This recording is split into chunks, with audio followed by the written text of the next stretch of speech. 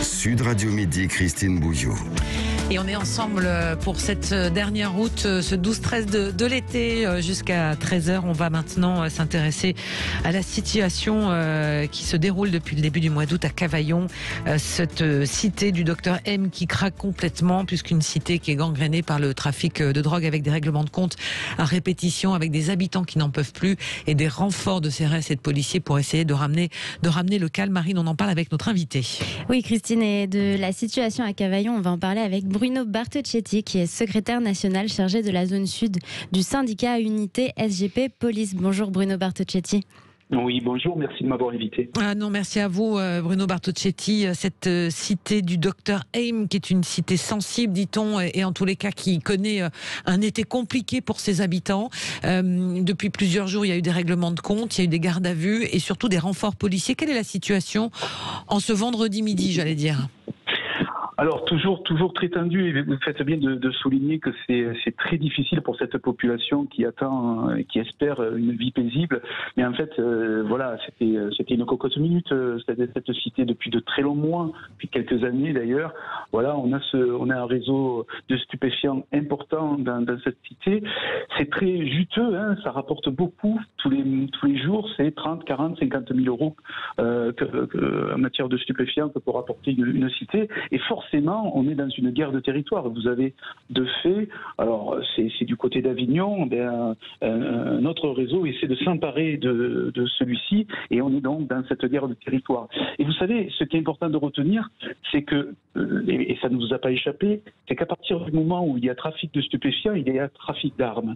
Et lorsqu'on a des armes à la main, et lorsqu'on est prêt à défendre ou à récupérer un territoire parce que ce dernier est très juteux, eh bien on est capable de tout, d'intimider en pleine journée, de tirer, de tuer. Ça a été le cas à Avignon, on l'a vu à Marseille, mais faites bien de souligner que tous les départements de la zone sud sont touchés, tous les grands départements sont touchés par ce phénomène-là.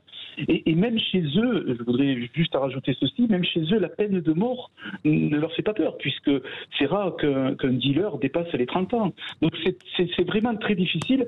Pour l'heure, la présence policière, j'espère, va calmer la situation et donner un petit peu d'espoir à la population, mais on ne va pas pouvoir maintenir 3 policiers devant chaque entrée d'immeuble. C'est ce que j'allais vous dire. Exactement. C'est ce que j'allais vous dire. Ce que vous dites, en revanche, c'est que dans le milieu des trafiquants, savoir que son espérance de vie ne dépasse pas 30 ans, ça ne les effraie pas. C'est ça. Vous savez, malheureusement, aujourd'hui, on doit travailler sur du long terme, on doit s'intéresser, et là, il n'y a pas que la présence policière, il n'y a pas que la justice, il y a beaucoup de facteurs aujourd'hui à mettre en place pour protéger, bien sûr, les habitants, mais s'intéresser à ces jeunes qui ont 7, 8, 9 ans et qui, malheureusement, pour certains, attention, 90% des habitants dans ces cités se comportent bien, bien sûr. Oui. Et vous avez de ces jeunes qui ont comme référence, comme repère, leurs grands frères qui roulent dans des voitures à 100 000 euros. Ils n'ont pas d'autre repère que la vente de stupéfiants et ils embrassent cette, allez, je vais dire entre guillemets, cette carrière, cette profession qui leur appartient dès l'âge de 13 et 14 ans et ils n'ont pas d'autre repère. Le seul rêve, c'est d'avoir une belle voiture et ils ont déjà à 14 ans malheureusement presque pour certains le nez dans la coque. Ouais, le gouvernement lance aujourd'hui une campagne de sensibilisation contre les effets, en tous les cas les conséquences non visibles pour les consommateurs de ce trafic de cannabis. Est-ce que c'est un angle d'attaque ou bon voilà, c'est toujours bien d'essayer. Qu'est-ce que vous en dites ? Oui, c'est important, vous savez, parce qu'on a entendu notre ministre qui parlait de sanctionner les consommateurs. Bon, rappelons que les consommateurs français sont les plus contrôlés, les plus sanctionnables par la loi au monde. Hein. Oui, c'est pour cette raison d'ailleurs que justement ces consommateurs, alors d'abord il faut les sensibiliser à travers cette prévention comme vous le dites, et c'est pour cette raison que ces consommateurs, et c'est là où ça devient compliqué, ne se déplacent plus pour pas être pris en flagrant délit dans les cités en train d'acheter.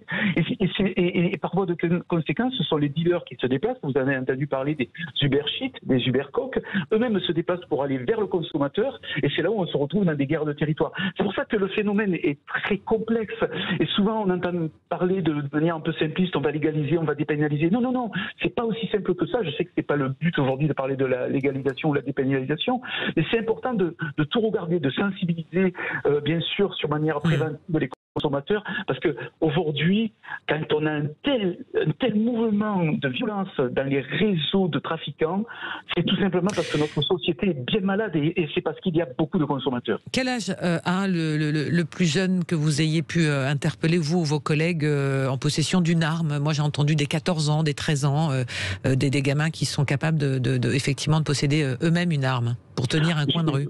Voilà, la réponse à votre question. Alors, on avait tiré la sonnette d'alarme il y a quelques années en parlant des 16-17 ans. Aujourd'hui, on est dans les 14 ans en moyenne. Pour certains, ils commencent comme le guetteur des 12-13 ans.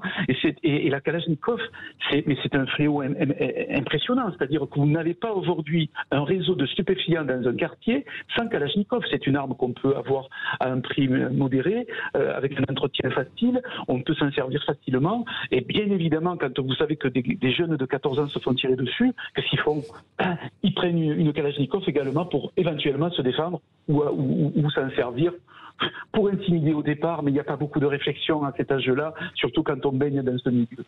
Merci beaucoup Bruno Bartocchetti d'avoir été avec nous pour cet éclairage, secrétaire national chargé de la zone sud du syndicat Unité SGP Police, la situation à Cavaillon, et la semaine prochaine il sera beaucoup de questions justement des quartiers, puisqu'on le sait, des cités, de la situation notamment de ces trafics du côté de Marseille, avec le déplacement du chef de l'État, puisqu'il va passer 3 jours dans la cité phocéenne, donc on y reviendra dans l'actualité et sur Sud Radio bien sûr. Ce 12-13 de l'été s'achève aujourd'hui, puisque dès lundi, vous avez rendez-vous avec André Berkoff, qui fera son retour après de grandes vacances. Marine Carbalet, merci infiniment, Marine, de m'avoir accompagnée pendant ces quelques semaines de remplacement. Et je vous souhaite surtout une très belle journée. Restez-nous fidèles. Dans un instant, vous allez retrouver, après l'info et la météo, c'est Jacques Pessis pour votre début d'après-midi.